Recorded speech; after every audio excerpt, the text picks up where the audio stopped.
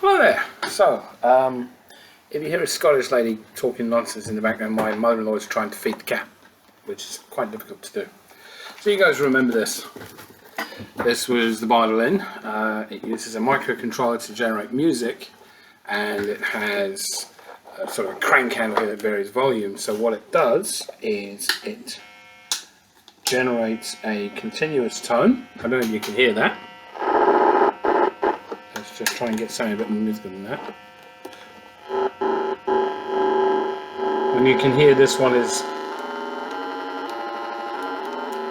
it's a little bit off, the batteries are a bit flat, and there's a few funny connections where I've dropped it a few times while I've been trying to do the next bit of the project, which some of you remember from last year was this gadget. This is the Bardpipe.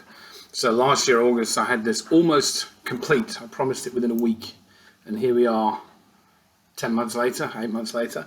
Did have a few other things I had to deal with, and I had a very interesting problem with the circuit board. I short-circuited the battery through one of the tracks on the circuit board. So this is one of the circuit boards here. The original circuit board, I discovered that if you put enough current through a circuit board, you can actually crack the copper, and you get these little hairline cracks that develop, and then as fast as you're repairing the short circuits, more repairing. So the Bardpipe, the idea was to make an instrument that's a little more interesting to play. Something like a saxophone, only there's no need for a mouthpiece. So this is a thing that you hold in front of you, and we have here, we have octave changing button, major minor changing button, our fret switches. I'll explain the purpose of this shortly. So I hope this has its batteries working. I do have an interesting surprise for you at the end of this, so stick with it. So when I switch it on and turn the volume up, I don't know if you can hear that. There's a faint tone. This is the crank off the violin. Not very interesting on its own, so let's press some frets. Not very loud. I think the batteries might be a bit flat, but what we can try is, there's some weird stuff going on here. There are some connections in here that just don't want to play ball, and I found that certain things, when you switch them around, produce better sounds than others. Just got to play with it a bit. So I don't know if you can hear that, but it is in fact playing music.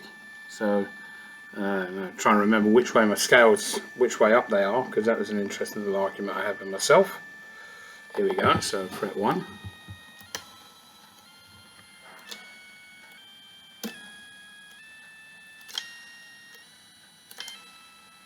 Now, the problem with this, as you can hear, is the batteries are shot. But while I was making this, I realized a few things. This is completely pointless. It's pointless because there's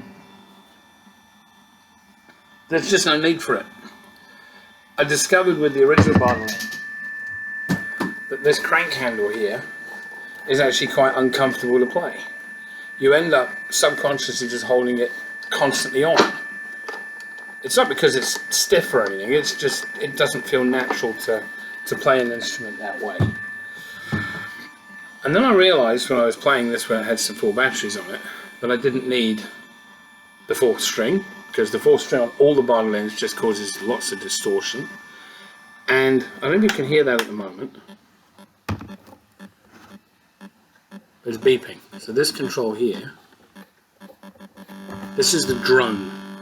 So on the original hurdy-gurdy instrument that this was inspired from, you would have this continuous low-pitched G note playing all the time. And I thought, well, what if I made it that the G note could be pulsed? And I experimented a bit with it. I did away with the crank.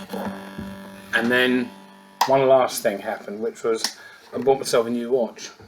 And when you buy watches in jewelers, you get fancy boxes. This is a hexagonal tin of a Casio G-Shock, and I was looking at it thinking, oh, this just looks the perfect thing to put my next instrument into.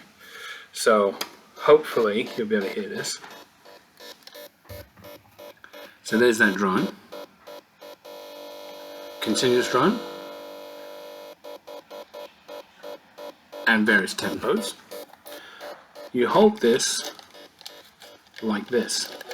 So if I can just show you, I've got my fingers over the fret keys here and my thumb over the octave and major minor key, and I've changed one thing on this. It doesn't play notes all the time, you have to press a fret. So again, looking at my fret numbers,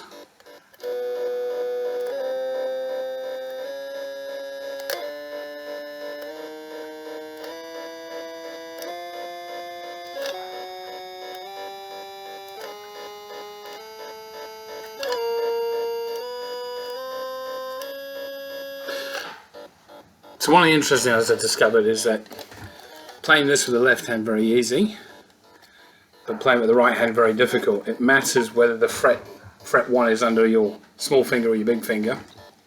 So this would actually have a left and a right hand version. Just to show you the octave and major minor. All this does is it plays a continuous G and a D and an A. So the G, D, A off the violin's first 3 strings.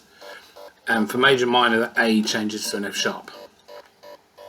So you can play tunes with it.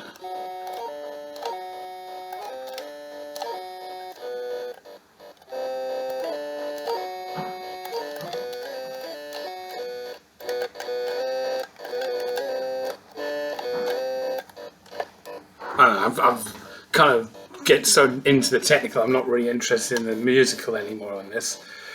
This is powered by 2 AAA batteries, so it's not going to last very long.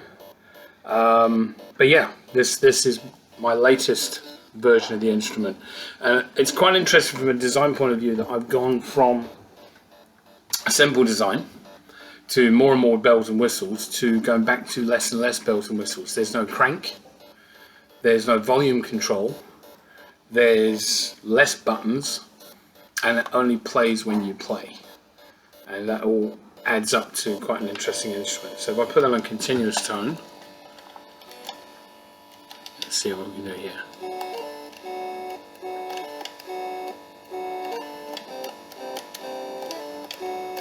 You can make a melody up.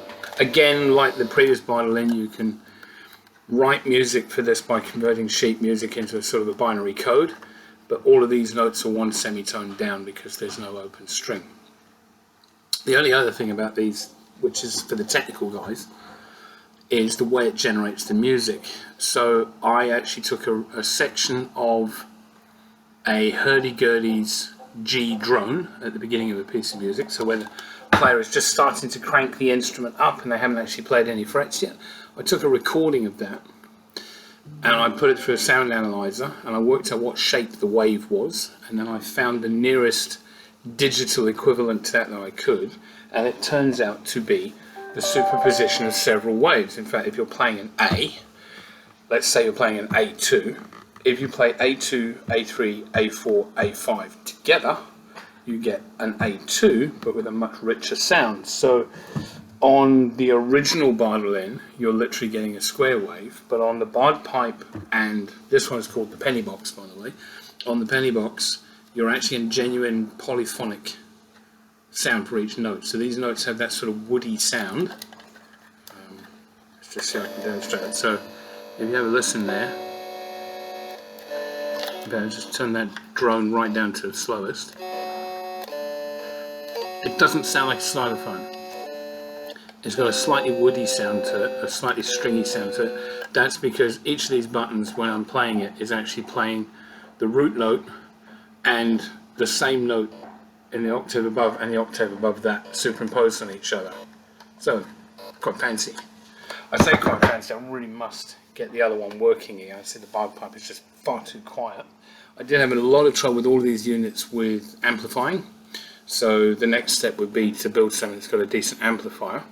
But as you will have seen from one of my other posts, I'm now playing around with resonating strings, so I've got probably too many things to play with at the moment. Anyway, it's a little catch up. So now you see I haven't spent all of my time just sitting around doing nothing.